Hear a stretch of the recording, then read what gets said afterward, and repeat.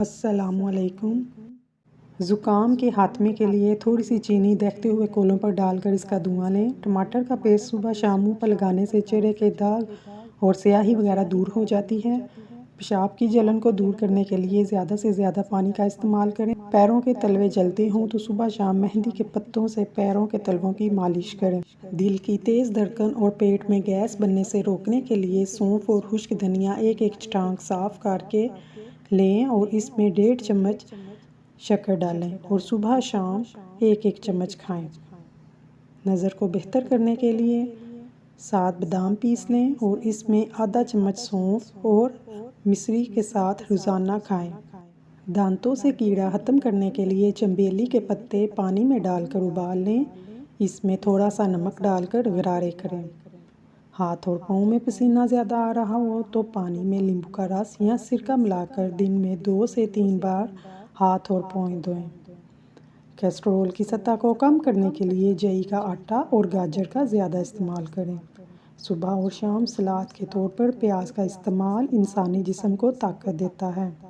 सौंफ का ज़्यादा इस्तेमाल आंखों की बिनाई को तेज़ करता है। छींकों को कंट्रोल करने के लिए हरे धनिए का पानी निकालकर सूंघने से कंट्रोल किया जा सकता है। सर के चक्कर दूर करने के लिए शक्कर और सौंफ हम वज़न कूट लें। सुबह और शाम 1 चम्मच पानी के साथ इस्तेमाल करें। खांसी के लिए सुबह और शाम मलट्ठी मुंह में रखकर चबा लें। आंखों की जलन दूर करने के लिए बर्फ़ के साथ टकोर करें। पेट की बीमारियों से बचने के लिए इसबगोल का इस्तेमाल रोज़ाना करें। बच्चों को बुखार ज़्यादा हो जाए तो जल्दी से नहला लें। जोड़ों के दर्द के लिए नीम के पत्तों के तेल की मालिश करें। दांत के दर्द को दूर करने के लिए लौंग का इस्तेमाल करें। मोटापे को दूर करने के लिए चिकनाई, मशरूबात और मिठाइयों का इस्तेमाल बिल्कुल तर्क कर दें। बदहज़मी और भारीपन से बचने के लिए खाने के बाद गुड़ का इस्तेमाल करें।